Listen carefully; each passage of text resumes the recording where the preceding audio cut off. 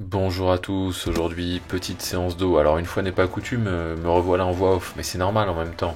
La salle de sport à cette heure-ci, c'est le jazz et la java, donc Il y a de l'eau dans le RER. Gaz entre le jazz et la java. sinon vous n'auriez rien entendu. Donc là, je commence ma séance avec des tractions en prise neutre.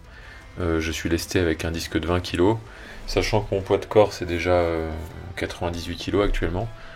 Donc ouais, j'ai bien repris, là ça y est, là on commence à parler sérieusement, on commence à faire un poids d'homme. J'ai dit d'homme, pardon, je voulais dire d'ogre. Ouais, à partir de 100 kilos, on peut être éligible à devenir un ogre. Donc bon, moi je l'étais avant de perdre du poids, donc au final ça va. Donc on a un total à soulever qui est de 118 kilos, sachant que bon, le traction au départ c'est pas du tout mon point fort, et que y a beaucoup de poids morts, hein. C'est-à-dire que bon, quand t'as des cuisses à un moment donné, espère pas faire des trentaines de tractions, hein. Ça va falloir abandonner l'idée. En tout, sur cet exercice, avec ce poids-là, je vais faire 10 séries. Et oui, vous avez bien entendu, 10 séries. Bon, ça peut paraître beaucoup dit comme ça, mais en vérité, c'est justifié par le fait que je ne fais qu'un ou deux exos dans la séance. Donc, généralement, c'est deux exercices. Voilà, je préfère choisir un exo qui me convient parfaitement, et puis bombarder dessus plutôt que de m'éparpiller sur plein d'exos qui me conviennent à moitié. Bon, là, du coup, à la barre, yeah, in French, because it's for the camera. Du coup, je me finis à la barre parce que je suis censé faire comment ça s'appelle, la poulie. Putain, je vais y arriver, la poulie haute.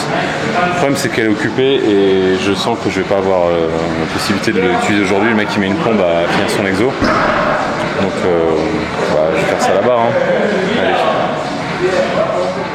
Aujourd'hui, à cet entraînement-là, il y avait mon pote Alex Titoff, donc c'est normal, on se marre bien entre les séries. Pas trop, hein, parce que bon, moi j'aime bien rester concentré quand même. Voilà, donc là sur cet exo, je me finis aux tractions prise, pronation, à la barre classique à l'ancienne, et j'essaie de faire un max de séries, et puis jusqu'à la fin. Après, bien sûr, quand je vois que c'est trop difficile d'enchaîner des répétitions propres, bien faites, à ce moment-là j'arrête, hein, c'est que c'est le moment de passer à autre chose. Donc voilà, là je finis ma série encore une fois, je m'interromps pas, et puis on passe à l'exercice suivant. Alors pour le troisième, ou alors le deuxième bis, non, le deuxième bis c'était l'autre. Non, c'était le premier bis l'autre. Donc du coup celui-là c'est le deuxième exercice. Pour le deuxième et dernier exercice, je fais de l'unilatéral. Pourquoi l'unilatéral ? Tout simplement parce que ça me permet de voir s'il y a des déséquilibres de force. Là en l'occurrence il n'y en a pas parce que je le fais souvent et du coup ça m'évite d'être plus fort d'un côté que de l'autre. Sinon autrement, si vous avez un déséquilibre de force, hein, ça c'est assez facile à voir. Généralement vous enchaînez... Vous avez plus de mal, ça peut être plus de mal à enchaîner des répétitions d'un côté que de l'autre, et ça peut être aussi plus de mal à utiliser une certaine charge. On a un côté tout simplement qui tire plus fort que l'autre. Donc ça c'est vraiment super important de rééquilibrer, parce que ça ne peut que s'aggraver avec le temps. Du coup, pour le dos, j'aime bien cet exercice à la poulie. Pour ça, il vous faut du coup une poulie réglable si possible. Il va vous falloir également une poignée, je vous conseille une avec des lanières souples comme celle que vous pouvez voir à l'écran. Pour ce qui est des réglages, si comme moi vous aimez avoir la possibilité d'avoir beaucoup d'étirements sur la phase négative, il va falloir tout simplement faire en sorte que le point d'ancrage de la poignée soit le plus loin de vous, donc le plus haut possible. Bien sûr, comme à chaque fois que vous démarrez un nouvel exercice, je vous recommande de commencer léger, et de cette façon vous allez pouvoir tester plusieurs positions du bras et choisir celle qui vous convient le mieux. Et après seulement vous pourrez augmenter la charge. Donc maintenant que vous avez trouvé une bonne position pour votre bras, ce qu'il va falloir faire, ça va être de tirer tout en ayant l'intention d'amener votre coude le plus loin possible vers l'arrière.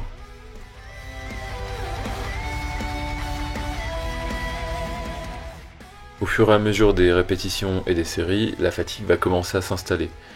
Ce que je fais à ce moment-là, c'est que je me permets une amplitude plus restreinte, et à un moment donné, quand le mouvement commence à plus ressembler à grand chose et que le ressenti est pas top, ce que je fais tout simplement, c'est que je baisse la charge. Pour cet exercice, je me limite à 5 séries, tout simplement parce que, vu la physionomie actuelle de mon programme, il est préférable que je ne me fatigue pas trop pour pouvoir récupérer plus vite pour les séances d'entraînement qui vont suivre. Avant de vous laisser, je tiens à préciser que l'entraînement que vous venez de voir n'est pas forcément à recopier à la lettre. sachant que tout ça est tiré de son contexte, puisque vous ne savez pas comment est agencé mon microcycle d'entraînement, vous ne savez pas si j'ai d'autres séances d'eau, vous ne savez pas à quelle période de l'année je fais ça. Voilà. Vous pouvez tout à fait recopier, prendre exemple sur les exercices, comment je réalise les exercices, ça au contraire, hein, c'est même conseillé. Maintenant, voilà, c'est pas peine de me dire c'est trop en volume, c'est pas assez, vous ne savez pas ce que je fais à côté. Donc prenez exemple, prenez les informations qui vous seront utiles. Et puis en attendant, je vous dis merci pour avoir visionné la vidéo jusqu'ici. N'oubliez pas de mettre un pouce bleu et de vous abonner, d'activer la cloche pour être notifié des prochaines sorties. Et d'ici là, je vous dis à très bientôt.